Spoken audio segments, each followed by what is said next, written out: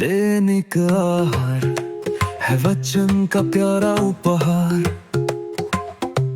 रोज का है ये आत्मा का पोषण संसार।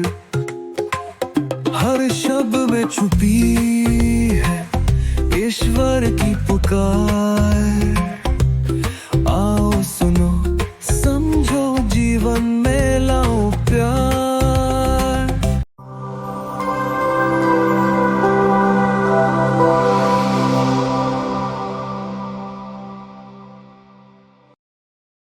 दैनिक आहार में आपका स्वागत है। सबों को जय यीशु। मेरे मित्रों, मेरे प्यारे भाइयों बहनों, आज का सुसमाचार मत्ती अध्याय 10 पद संख्या 16 से लिया गया है। लेकिन इसके पहले मैं अपनी छोटी सी गवाही प्रस्तुत करना चाहता हूँ। ध्यान से सुने।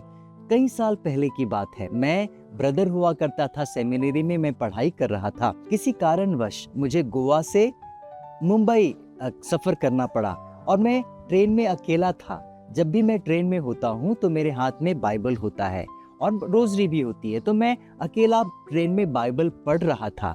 अचानक मेरे बगल में जो भाई बैठे थे, उन्होंने मुझसे पूछा, क्या तुम क्रिश्चियन हो? तो मैंने जवाब दिया, जी हाँ। लेकिन जैसे ही उन्होंने जाना कि मैं क्रिश्चियन हूँ, वो मुझसे प्रश्न पूछने लगे, जवाब पाना चाहते थे मुझसे। मैं उतना सीखा नहीं था, अनुभवी नहीं था, मुझे ज्ञान नहीं था, मैं चालाक नहीं था।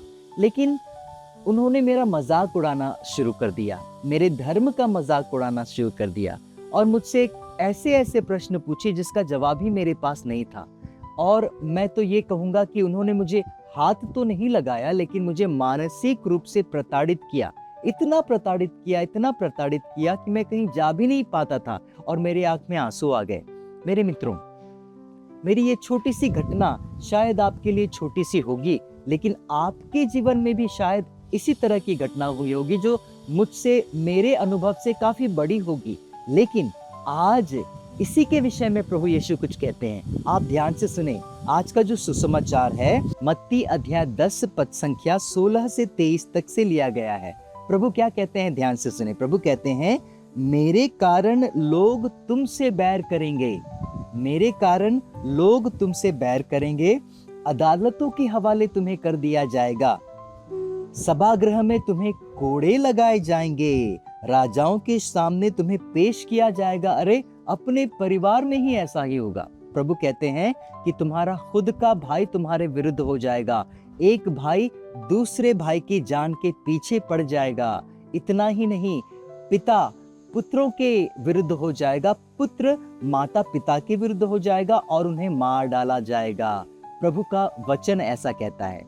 लेकिन यदि हमारे साथ इस तरह की बातें होने वाली है, प्रभु यीशु कहते हैं, मेरे कारण लोग तुमसे बैर करेंगे।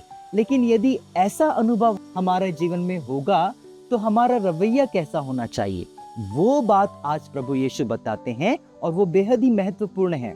प्रभु का वचन आप ध्यान से सुने। प्रभु कहते हैं, खुश रहो और आनंद मनाओ, खुश रहो और आनंद मनाओ। यदि आपके साथ में ऐसा गुजरा है, मेरे साथ में ऐसा गुजरा है, तो आपको दुखी होने की जरूरत नहीं, बल्कि खुश रहो और आनंद मनाओ। क्यों? प्रभु का वचन सुनिए। मत्ती अध्याय 5 पद संख्या 11।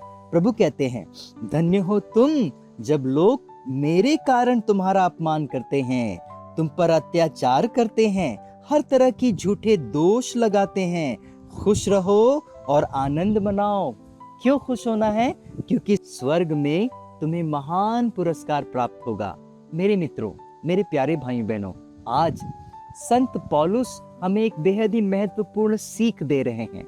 किसी प्रकार की यंत्रणा, दुख, तकलीफ, हम उन्हें एक विशेष नाम दे सकते हैं और जो स्वर्ग में इनाम की घोषणा की जा रही है, उसी तरह का इनाम के हम हकदार बन सकते हैं। कैसे? जैसे कि संत पौलुस हमें बता रहे हैं। संत पौलुस कोलोसियों के नाम अध्याय 1 पद संख्या 24 में बड़ी सीख देते हैं और वो क्या कहते हैं? ध्यान से सुने।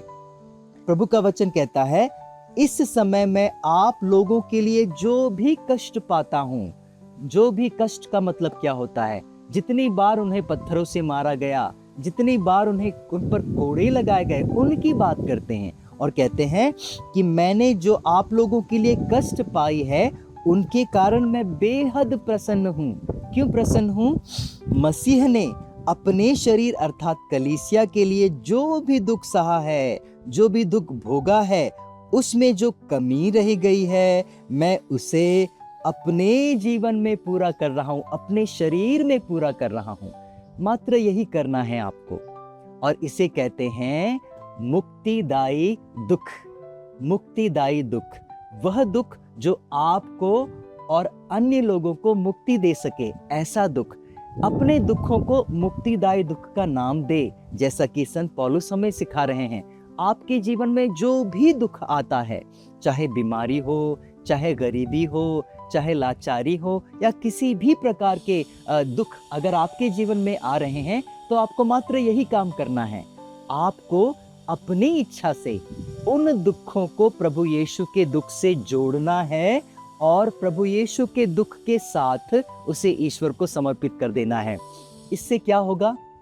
इससे न कि आपको मुक्ति मिलेगी, बल्कि उन लोगों को भी मुक्ति मिलेगी जिनके लिए आप प्रार्थना कर रहे हैं। बिल्कुल यही बात समझाने की कोशिश करते हैं संत पौलुस। मैं आपको फिर से यह वचन पढ़कर सुनाता हूँ। प्रभु का वचन कहता है, कुलुसियों के नाम अध्याय 1 पद संख्या 24, इस समय मैं आप लोगों के लिए जो कष्ट पाता हूँ उसके कारण मैं प्रसन्न हूँ। मसीह ने अपने शरीर में जो दुख भोगा है, उस दुख में जो कमी रह गई है, मैं उसे अपने शरीर में पूरा करता हूँ। तो आइए हम अपने दुखों के द्वारा और जो भी दुख हमने सहा है, उस दुख को हम प्रभु के समर्पित कर दें और मुक्तिप्रद लाभ प्राप्त करें अपने लिए और औरों के लिए। सबों को जय यीशु।